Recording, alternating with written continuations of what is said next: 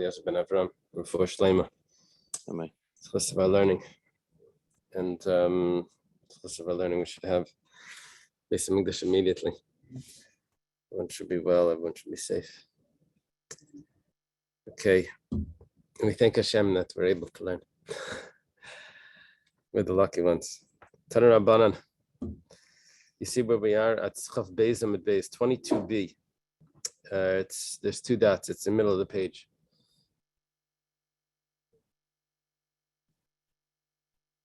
See that, Taner Rabbanan?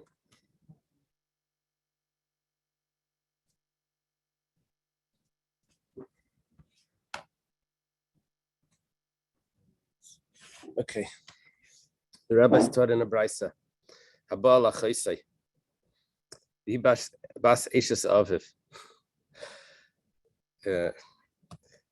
If someone lives with his sister, now the problem is that's a prohibition. Okay, he lives with his sister is prohibited, but there's another prohibition that he's not allowed to live with the daughter of his father's wife.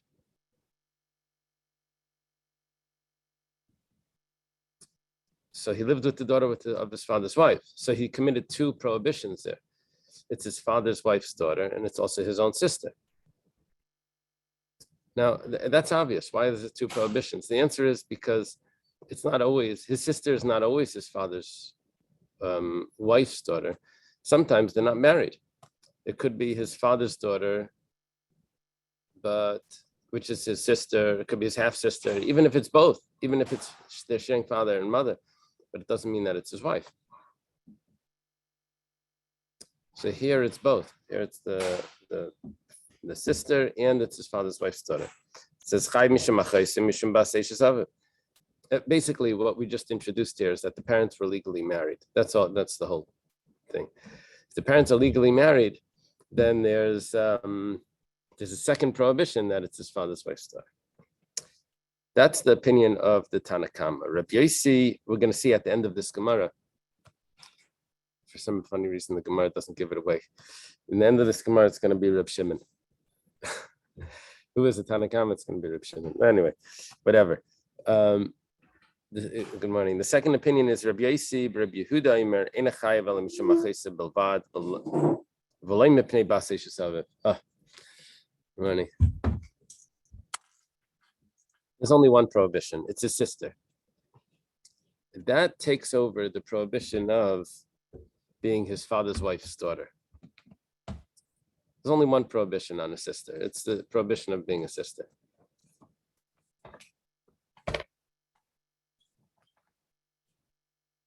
Father's wife's daughter is prohibited. You can't. A person can't marry the daughter of his father's wife. We had a discussion before if his father raped a woman.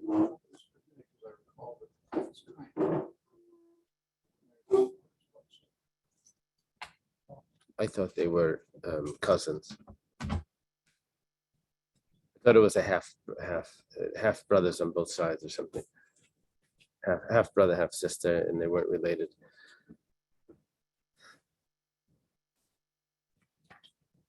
Okay. The Gemara said we have an interesting machlokes. A sister that's also the father's wife's daughter, which means if a sister of the parents that are legally married, the one prohibition there are two prohibitions. One is a sister, obviously. And is there another prohibition of the father's wife's daughter?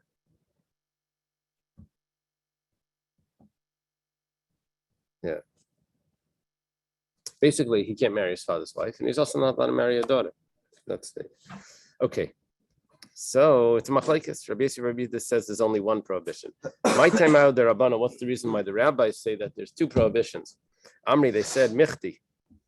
So let's take a look. What does it say in the pasuk? Ksiv erbas achaischa, the nakedness of your sister.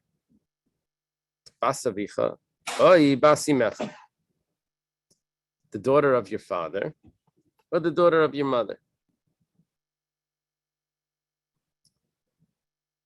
Doesn't say that it's his wife, but it's his sister. How did it become his sister? Well, either they share the same father or they share the same mother. right? One or the other. And that's considered a sister, and that's considered an erva. Were they married? It doesn't matter. Were the parents married? It doesn't matter, right? It doesn't matter. It's a half sister. It doesn't matter, even if it wasn't. If it was rape, the father raped a woman and has a girl. So, or someone raped his mother. It doesn't matter if there was marriage there. It's considered a sister. Okay, now it goes on. Ervas bas esha savicha, meleda savicha cheischahi lamali. The pasuk continues. It says the nakedness of the daughter of the wife of your father. The pasuk continues. Now it's a now there's a legal marriage. The wife means obviously a legal marriage. The daughter of your father is your sister, which is your sister. Lamali, why do I need that extra pasuk? You already said the sister. Shma mina, the Rabbanan say, l'chayve mishum achayis mishum bas eshes aviv. It's coming to tell you that there's two prohibitions there. Yeah. We learned Croesus together. Remember Croesus? We had some highly complex cases where one person was related to you in many different ways because of incestuous relationships. Comes out that the person's sister is really his, his grandmother. That's his daughter-in-law. That's his, there was one act that turned out to be like, okay. Here it's a very simple. It's a sister that's also the father's wife's daughter, which that's normal. Okay. What does Rabbi Yossi Bar Yehuda do? We had two psukim. So one told me a sister, one said father's wife's daughter. So what does Rabbi Yossi do? Rabbi Yossi Bar Yehuda, he says, if you take a look at the end of the pasuk, after it finished talking about the father's wife, Bas Esha Savicha, it finishes off saying, this is your sister. Why is it repeating that? You know why it's repeating that? It's coming to tell you that the whole prohibition here is only a sister prohibition, not father's wife's daughter. Okay. We're going to ask, and Rabbi Yossi, this is what do you need the whole pasuk for if you're not okay. For Rabbanan, but what do the Rabbanan do with the chayes? There's a lot of things we need to analyze here. The Rabbi Yossi Rabbi Yehuda is putting an emphasis on achais chahi. It is your sister, which tells me there's only one prohibition. What do the rabbis do with that? The Tanakama. What do they do with that?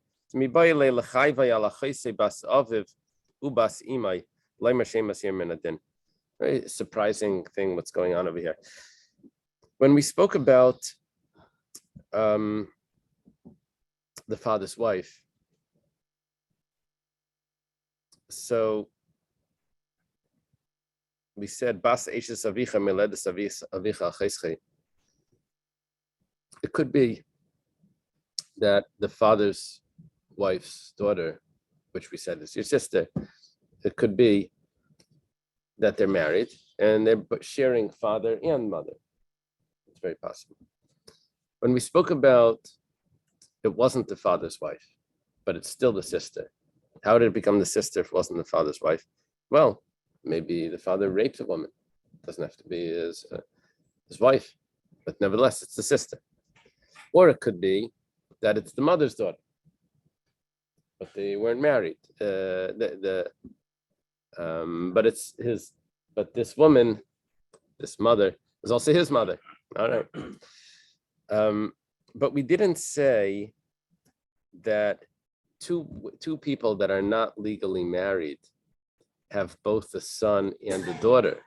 That was not one of the cases.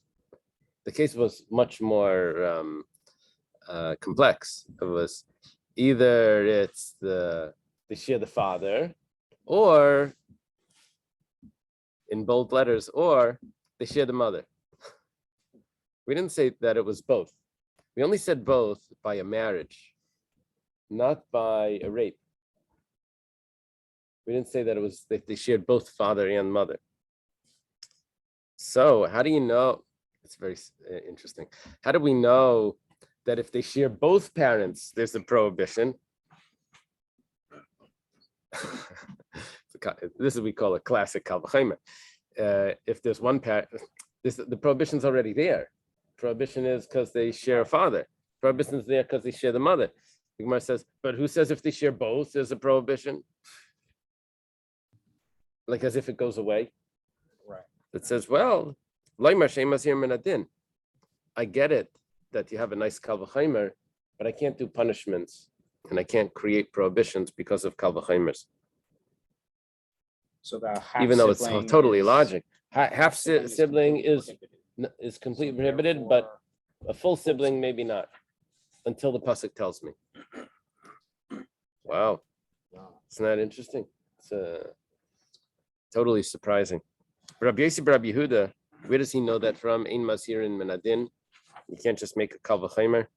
yeah, I would think that a full sibling would be completely awesome. Right, right. This is sort of like right. This one was not listed because it was. I would seem it's not listed because it's obvious. Obvious, yeah. But Oh, it's not listed. I guess like the judge would say, you should have figured that out. If I already told you this and that, you should have figured that out. Okay, Rabbi Yossi, Rabbi Yehuda, what does he do? He says, "Im kein lichtav rachmana achaischa." He says, Also, it's brother, right? sister. He says that there still is an extra word here. We asked, what do the Rabbanan do with achaischa? Coming to tell me that even if the parents are married and not married, even the parents are not married, but siblings share father and mother from non-married parents, there's still a prohibition on that sister. Right. Brother to sister, even though they share both parents and not married. Rabbi Yossi Rabbi Yehuda, where does he know that? He says, yeah, I know that as well, but I know that from achaischa. There still is an extra word he. Okay, now let's see. He lamali. Why does it have to say he? It says the extra he is telling me that there's only one prohibition on such a sister. I know it more than such a sister. There's only one prohibition on a married couple's daughter, son and daughters for them to marry, and that is that it's a sister, not that it's a father's wife's daughter. For Rabbanan, what do the Rabbanan do with the he? Even though it said already achaischa, and that could teach me that ein masirin menadin, that we don't figure out logically prohibitions, but it still needs to say he. We shouldn't say that normally we would get a prohibition out of this. So why did it have to say it here? Well, Pasuk says he to tell me that not only don't we get punishments out of we don't get prohibitions out of kal v'chomers, not only over here does it repeat it, does it spell it out, but anywhere else in the Torah we don't get prohibitions out of kal v'chomers. That's why it has the extra word he to teach me for the rest of the Torah. How do we explain prohibitions that are just implied? Like bas, Not like boss. Yeah. yeah, that's a problem. I think that's what the Rambam is dealing with over there. Yeah, I don't know. But I remember the Rambam was dealing with that. Like, how could that be a real prohibition if it's just, yeah. I don't remember what he wrote. This is a prohibition against your father's wife. Father's wife's Daughter. Kid. Yeah. Right. What about ex-wives or from earlier marriages? Yeah, Is that- it doesn't matter because once they're married, becomes the wife. She's always remains prohibited. It never goes away. Even though the wife goes away, the Yeah, prohibition never goes away. right. It's the only thing that really switches after someone passes away is a wife sister becomes permitted. Right. Right? Is there any other? I don't think there's any other prohibition. Only a wife sister. If the wife passes away, then he's allowed to marry the sister. Not while she's alive. I think that's all. Otherwise, Everyone is related and they remain related. That's what it seems. We have to check for, what would they check? What's inside the almonds? What was that? Cyanide. Yeah, they have to check. Okay.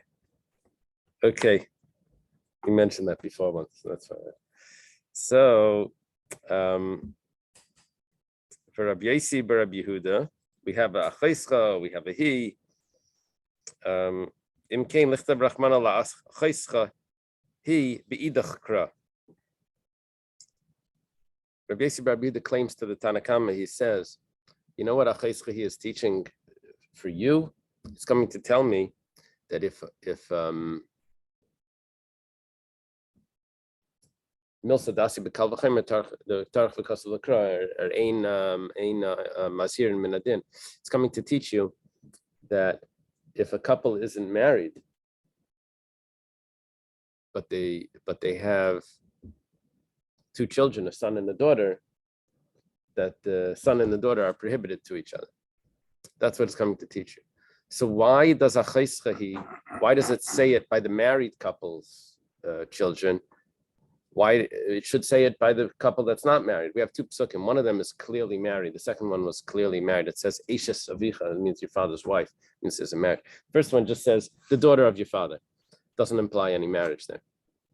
So if you wanted to teach me that case, so it should have said Achayscha in that case, in that pasuk. Why is it saying it in the pasuk by the marriage? It says, Rabbi Yehuda says the reason why it's saying it over there, just the location of that pasuk is teaching me that if a person lives with his sister, that's also his father's wife's daughter, that there's only one prohibition, a sister. That's why it says, she is your sister, to remove any other prohibition. Okay. Rabbi Yossi bar Rabbi Yehuda, hai bas eishes avicha mayavidlai. We go back to the basic question. So why does it even have to say that the father's wife's daughter? If there's no prohibition there, it's always a sister. Well, it's a good question.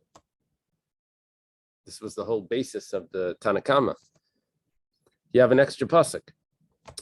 Father's wife's daughter is prohibited. That means that there's two prohibitions if someone lives with his sister.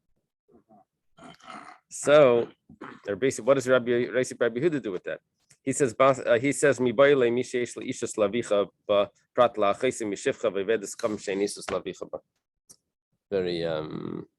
important halacha here. That when does this prohibition apply? Only someone that was theoretically able to be married to the father. But let's say the father has a relationship with a maidservant or with a non-Jew. Right. Since marriage. Yeah, intermarriage. And then there's a daughter. And the son lives with his sister. But that's not considered a sister because she doesn't she's not part of the family. She's not the father's daughter, even though she is biologically the father's daughter, but it's not considered related. Wow. Yeah. Can't marry her. He's not allowed to marry her because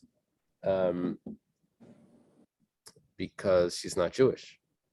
But let's say she converted, Yeah. then you would have that other prohibition that we spoke about yesterday, that when people convert, we don't try to be lenient. We're not lenient with those marriages, right? That's what it appears. Okay. So what is Rabbi Yossi bar Rabbi Yehuda doing with this pasuk that says Bas Eishes Avicha? Turns out that there's no prohibition of someone living with his father's wife's daughter. The only prohibition is just the sister. So why does the pasuk even say that? So he said it's coming to exclude someone that couldn't be a wife of the father because she's not Jewish or Shifcha, and she has a daughter. Then this prohibition doesn't apply. That's what it was doing. It was excluding someone that could not be an Eishes Avicha. He said, well, I have others. I have other possibilities. I know you used the word Eishes. You wanted to tell me that it means someone that's eligible to be a wife. Take a look at this.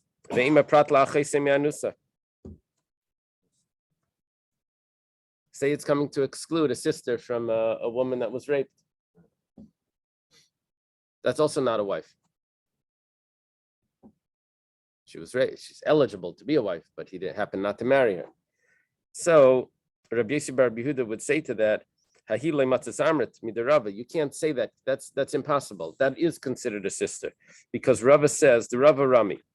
Rava says, "Ksiv ervas bas binchai bas bitcha leisagali, habas benadida ubas bita didei shari." It says a person's not allowed to live with his granddaughter, whether it's his son's daughter or his daughter's daughter. Okay. But what about his wife's granddaughter? Sounds like yes. However, it says uksiv isho bita leisagali espaspina vespaspita. But it says a person can't live with his wife and her daughter or her granddaughter. So what did we have a diak from before? Well, Rava responds, that there's a difference here between if it's his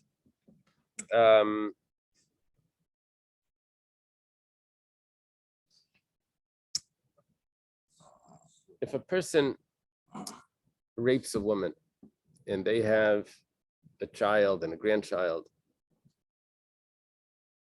he's not allowed to have a relationship with his own daughter or his own granddaughter.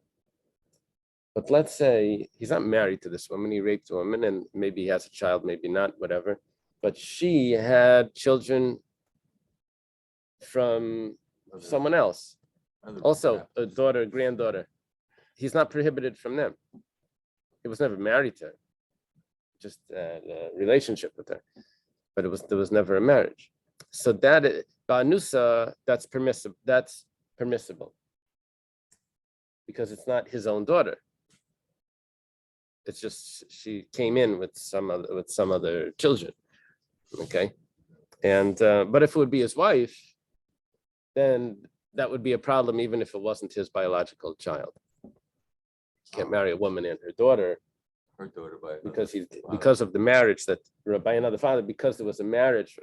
Okay. Whatever the case is, we are learning from this that if a person rapes a woman, that child is considered his child, which would mean that you can't tell me, we were suggesting over here that maybe if a person marries his sister, an illegitimate sister, right? A sister that his father didn't marry the woman. So that would be permitted because the pasuk says, bas eishes avicha, has to be your father's wife's daughter. This wasn't the wife. It says it doesn't matter because Rava had a contradiction, and the way he resolved the contradiction is that a daughter is a daughter.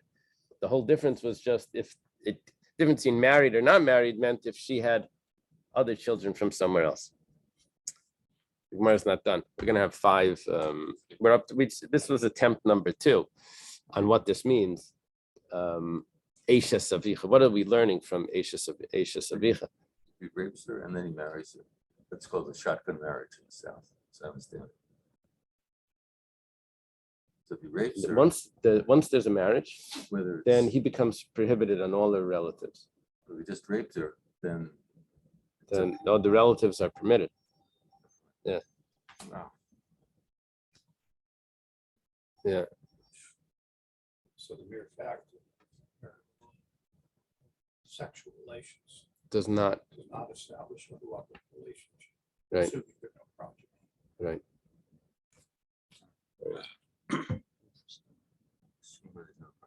What if his intent is to? Oh, that's a problem. His intent is to marry.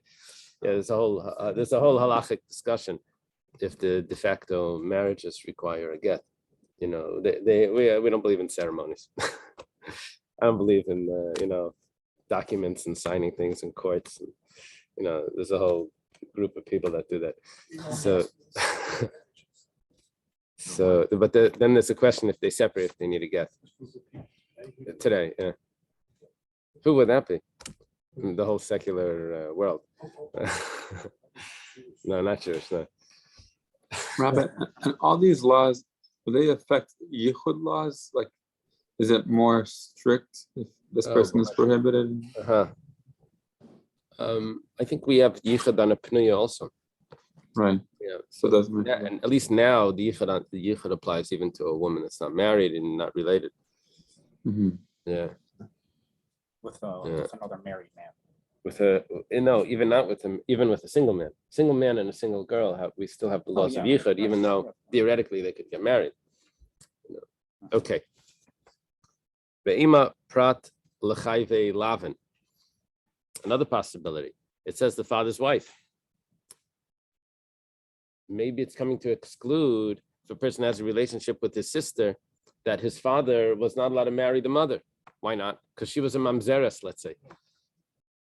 But he married the mother, and then they had a daughter. What's the daughter? And also a mamzeres.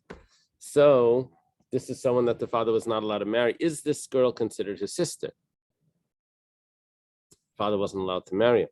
So Why Amar, would the offspring being a mamzer if he married a mamzer's mother? no, he marries a mamzeres. Okay, the offspring of a mamzeres is also It's a also a mamzer. is also a mamzer. Now this fellow, the son of Right. the Yeah. person that had that relationship, that wants to marry his sister, the mamzeres, the daughter of the mamzeres. So is that considered a sister? Because it's not really a legitimate marriage between the parents, because the father wasn't allowed to marry her. So Amar Rav Papa chayvi lafin tafsi b'kedushin. It actually is a marriage. It was prohibited, but it's still a marriage. T'ksiv kisiana lishtei nashim achasu v'achasnua. Remember this? Parshas Kiseitze. If a person has two wives, talking about the inheritance. You can't put the inheritance of the one that he loves over the one that he hates. The Gemara is asking, inheritance has to do with God. Is there such a thing as like God's going to make a difference of which wife he liked more? Who's going to get the inheritance? Which child is going to get the inheritance? We're talking about Torah marriages. It's talking about one of them was a beloved by God, the marriage. One of them was not. But it means, even though God didn't want that marriage, but it still is a marriage. That means that we have no question about the daughter either, because the marriage takes effect. It's considered as a sister. The Ema, we're up to number 4 possibility. Ema l'chayvi krisis. Now we're getting pretty heavy. Talking about someone that he's really not allowed to marry. And even if he does, it's not considered a marriage. Amarava. So what we want to say, that maybe it's not considered a sister if his father married someone that wasn't allowed to marry. It's just totally not it's off the charts. It's not considered related, maybe. Amarava, Amarkra, the pasuk says, "Erva sachesa basavicha basimecha meledes bayis and meledes chutz." The nakedness of his sister, the daughter of his father or the daughter of his mother, whether born in-house or out of the house. Whether we tell the father that you can keep the wife, or whether we tell the father that he has to get rid of the wife, the Torah still says that it's considered a sister. Okay, now the Gemara has another twist on this. Gemara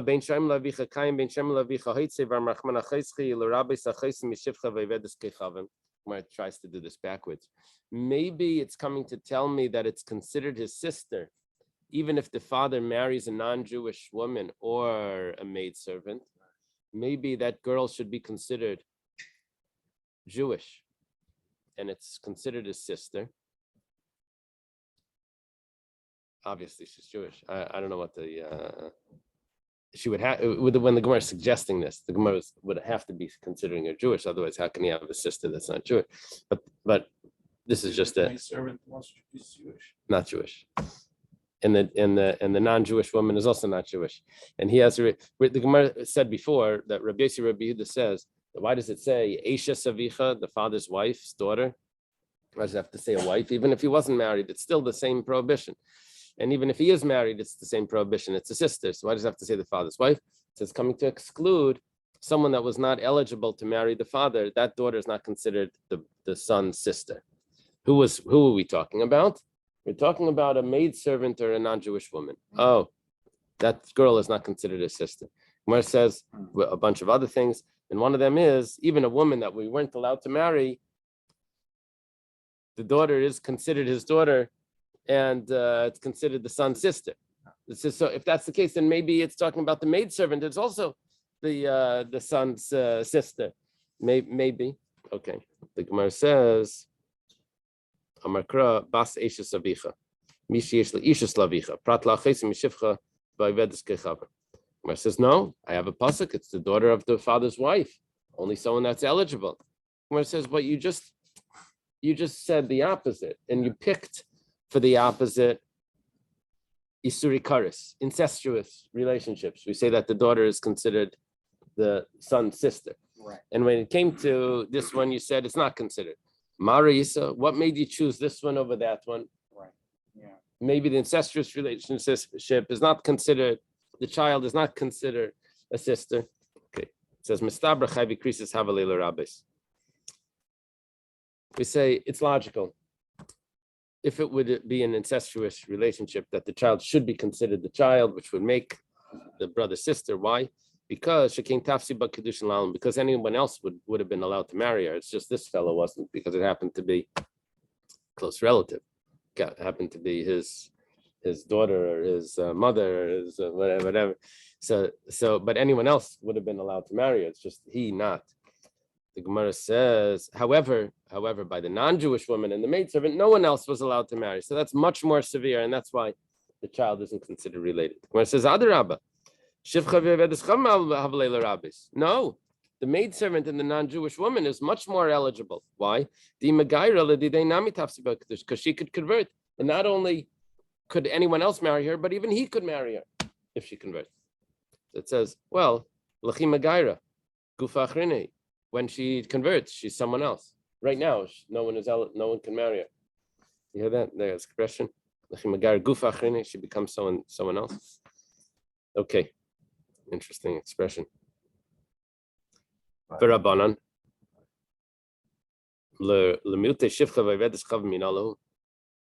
how do the Rabbanan know?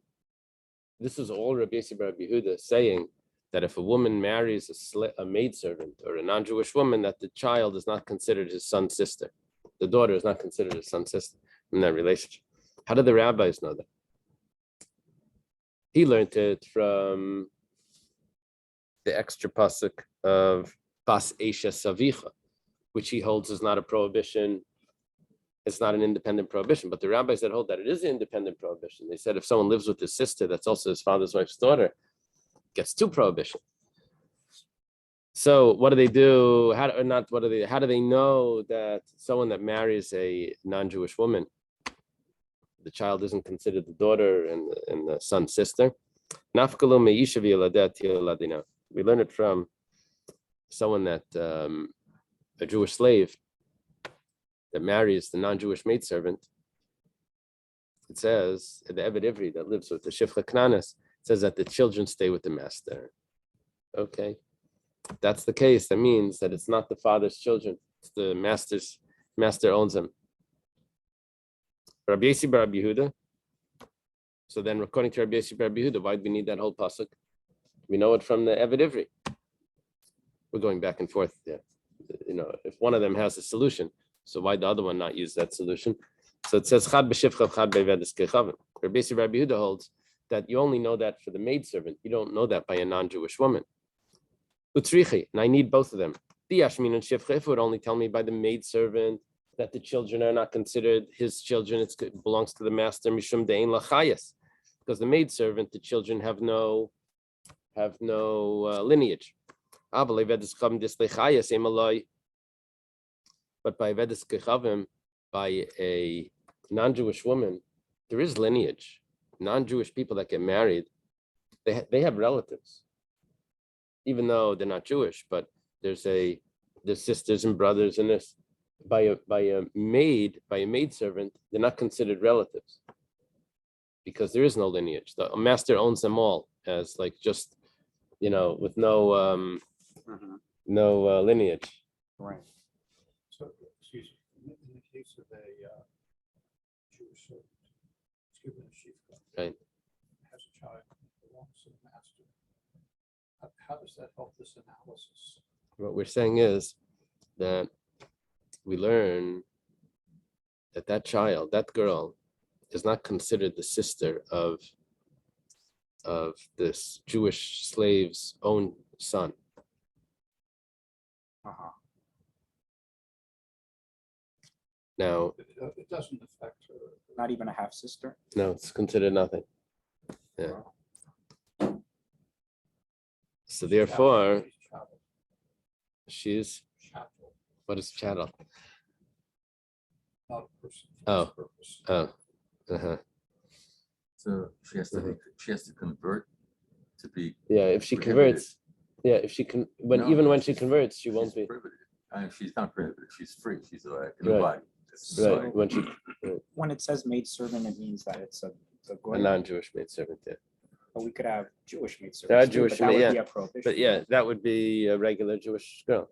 And then you would have to know who her father is, who her mother is, and you'd have all of that. But by the maidservant, all of that information is not significant. Okay, Let's just back up here from this. That's what it is.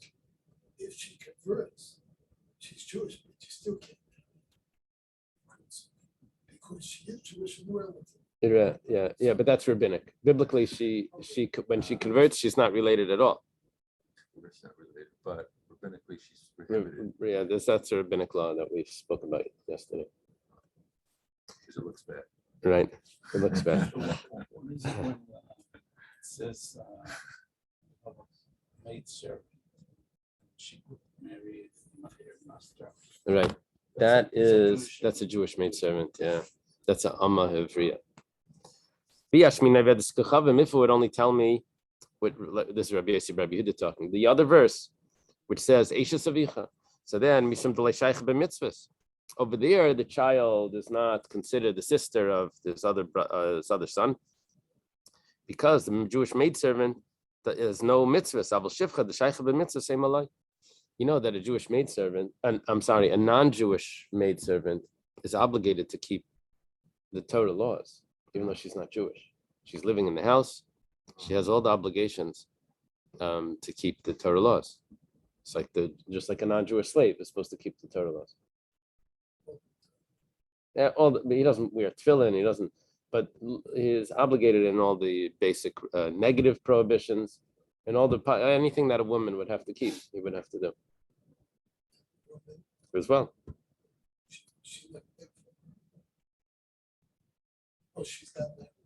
Yeah, I don't. Well. She would probably have to use the mikveh as well if she's having relationships with the She's not raped. right. Would go there. Yeah. Yeah, there goes all that rule. You know, the mikveh has you can't go to the mikveh if you're not married. Oh, don't worry, I'm a shifcha knanis.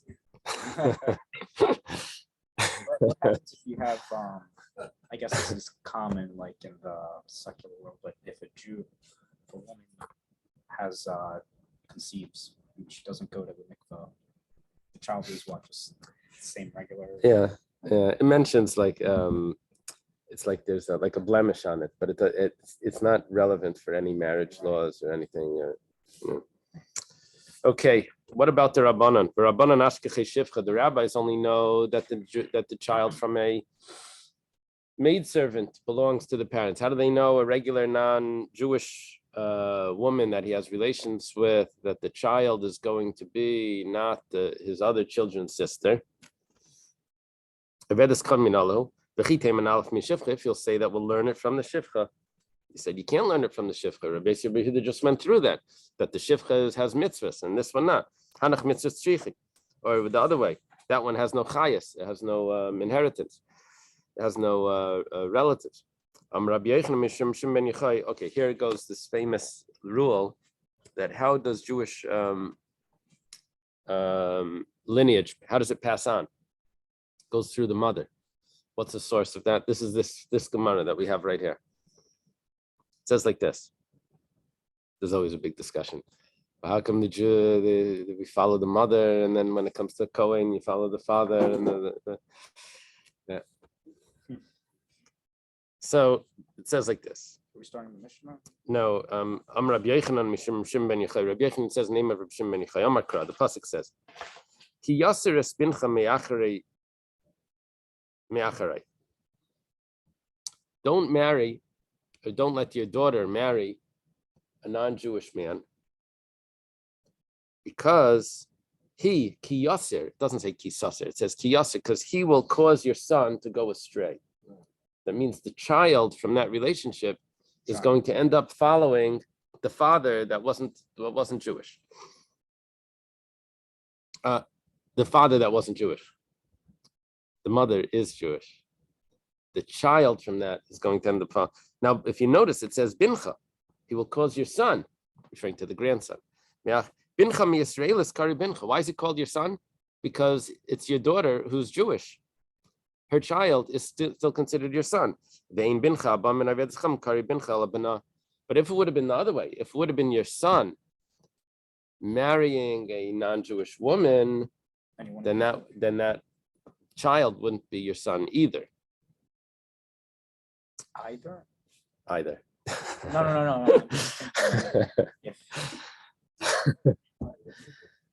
Yeah. The other day, Aunt Yeah. is correct.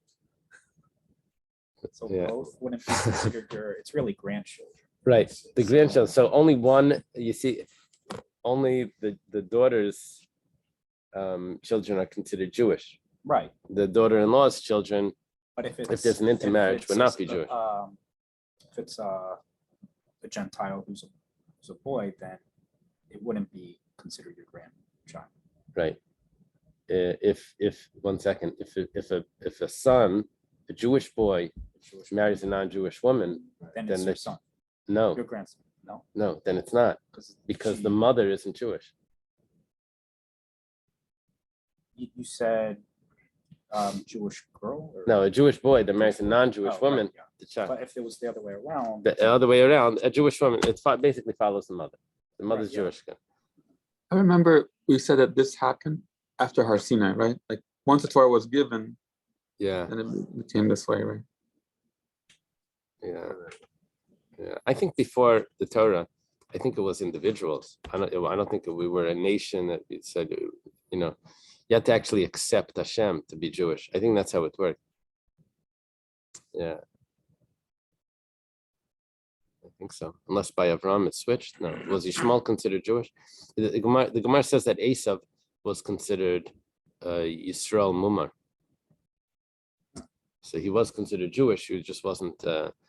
That could be because he accepted Hashem, and he just violated laws. But okay, Amar Ravina Shmamina. Ravina says from this we learn Ben Bitcha Ba Menayv Kechav Kari Bencha. Your grandson that comes from a non-Jewish man is considered your son.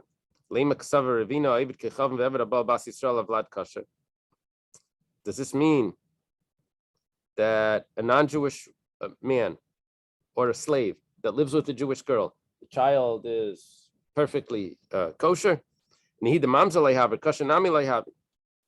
Yisrael Pasal Mikri. He's considered, even though he's not considered a mamzer, but he's still he's a Jewish person that's pasal. It's like a blemish. There's a blemish there. Hi b'shiva umas ksiv. The Gemara asks, what are you talking about? This whole discussion was only with the 7 nations when you came into the land of Israel. It's not talking about every non-Jew. It's only talking about them.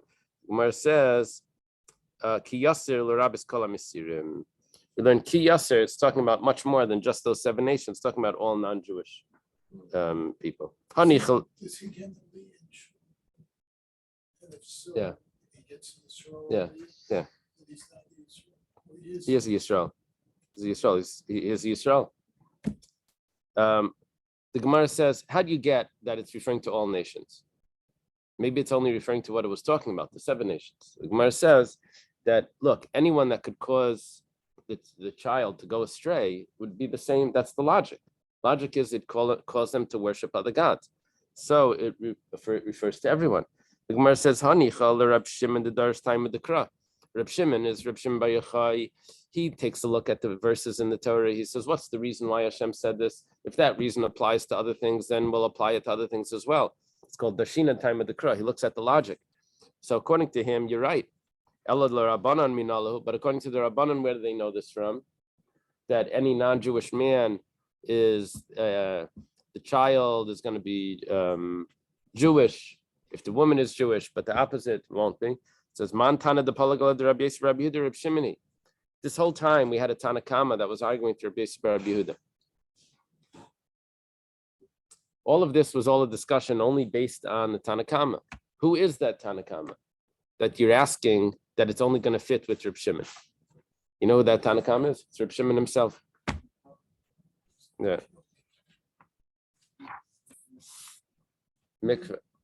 Downstairs. Downstairs, black, next Make it door. right when you exit. Okay, we have a Mishnah here.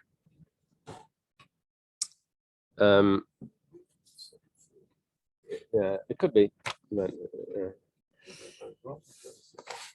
yeah, I one time heard, I forgot his name. Yeah, Rabbi Moshe Shapiro. He's like a big thinker in Israel. He passed away already.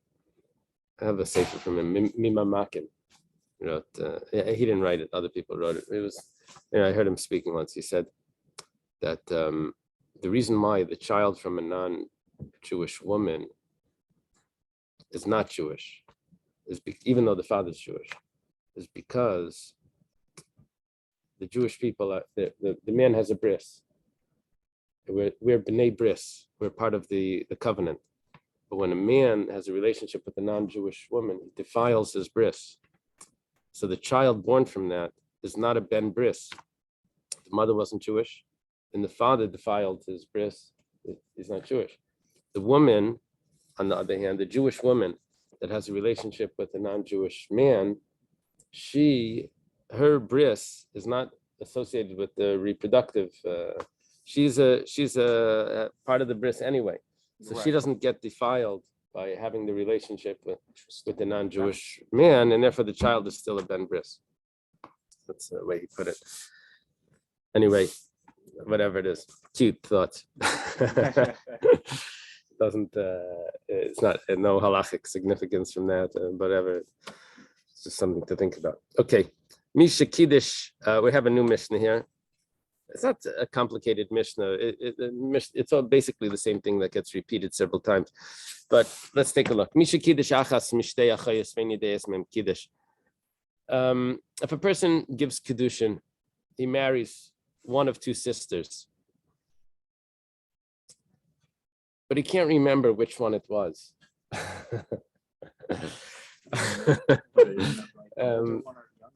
Each one is claiming, maybe he's like a wealthy guy, each one is claiming it was me. Twins? Maybe they're twins. So nice and get lezeh. He has to divorce both of them. Ooh. He can't just take one of them and say, what's the big deal? I'll just take one, because he can't marry two sisters. If he takes one of them and he really married the other one, he's marrying two sisters. Okay, mace. Let's say he dies. And he has one brother. Well, he's married to one of them, but chalitza needs to be performed on both of them. Wow. Why does he need to do chalitza? Let him do yibum. Let him marry one of them. The answer is because he may be marrying the one that's the sister of the person that he's supposed to do chalitza on. It's called achoy zikukasei, which is not the sister of his quasi wife.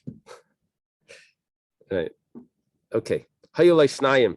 Let's say he has two brothers.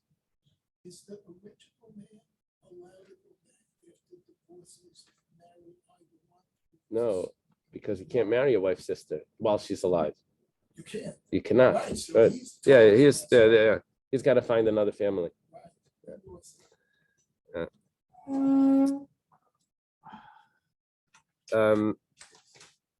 That's why it's so good to know her name.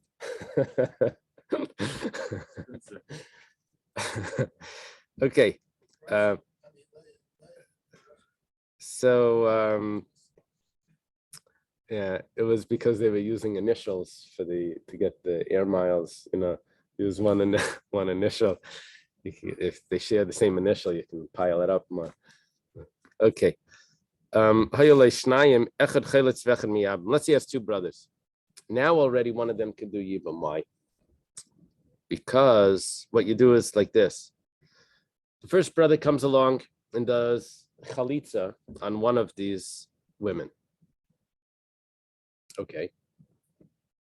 If that was the one that was supposed to do chalitza, then the brother can marry the sister. It's no problem. If it was not the one that was supposed to do chalitza, then the brother's allowed to do yibam. So yibam is going to work the second time for the second one. For the first one, it can't work because the first one could be the sister of the woman that he's supposed to marry.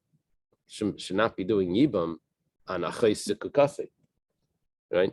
It's not even yibam; it would just be a marriage. But okay, kadmu v'kansu ein mitzim miyadam. If they already did, if the guy did yibam first, then you don't take him out because once the brother comes along and does the correct yibam or chalitza, then it frees up the other one anyway, and they're allowed to remain married. Okay, shnayim. Let's say two non-related people, shekitshu shtei achayos, that they married two sisters. Each one married one of these sisters, Rachel and Leah. Okay, and Avram and Yaakov come in. They marry Rachel and Leah. Zaini Adei is a kiddush. Zaini Adei is a kiddush. This one doesn't know which one he married, and this one doesn't know which one he married. So Zenais and Shnei Gittim, they have to divorce both of them. Why? They're sisters. Can't marry. Can't pick one of them because it could be it's the sister of his wife. Mesu, let's say they both die. Each one has a brother. Abraham has a brother, and Yaakov has a brother. So Zechel, it's the same as Zechel, it's the same. They have to do chalitza on both of them. They don't know who it is. Let's say this one has one brother. Abraham has one brother, but Yaakov has two brothers. So Hayachid chelis l'shtayim. The single one, the one with the single brother, has to do chalitza on both of them. Can't do yibam because it could be it's the sister of his of the one that he's supposed to marry. Ba'ashnayim, the one that has two brothers, echad chelis v'echad miyam, exactly the way we said it before, because there's potential there that once the first one chalitza is done on, then the other one would be allowed to do yibam no matter what. Either it's the correct one, which is perfect, or it's the not correct one, and the other one was the correct one, but so what? Chalitza was performed. So it's not the sister of the person that he was supposed to chalitza on, because chalitza was already done. Kadmu v'kansu emitzion miyadam, the same halacha. L'zeh shnayim or l'zeh shnayim. Let's say there's two brothers to Avram, two brothers to Yaakov, and there's two women. There's Rachel and Leah. Avram doesn't know who he married, and Yaakov doesn't know who he married. And it's Rachel and Leah. And now there's the two brothers for Avram. There's two brothers. So what's going to happen? First, one brother does chalitza on one of the wives. Now they switch. Now the one that chalitza was done by the other family, the second brother, let's say Yaakov's brothers did chalitza on Rachel, and Avram does chalitza on Leah. Avram's brothers do chalitza on Leah, one of them. So the other brother of Avram is now allowed to do yibam on the one that Rachel, on the one that Yaakov's brother did, which was Rachel. It's really the same story, just being repeated. It's the same thing. Kadmu shnayim v'choltzu, let's say, kadmu shnayim v'choltzu. Let's say chalitza was done by the two brothers and they didn't do yibam. So la yibnu ashnayim, the other one cannot do yibam on both of them. Ela echad cheletz v'echad miyabim. You have to do chalitza first before the yibam, because if you do the yibam first, then maybe you're marrying the sister of the one that you were supposed to. There's always that option. There's always that possibility that maybe it's the wrong one and you didn't do chalitza yet, and you're marrying a chaysa kukasi. Okay. Let's say kadma v'kansu. Let's say they got married, then you don't make them get divorced, because once the second one gets married, it frees up the other one. Okay, let's leave it over here. Have a good day, everyone.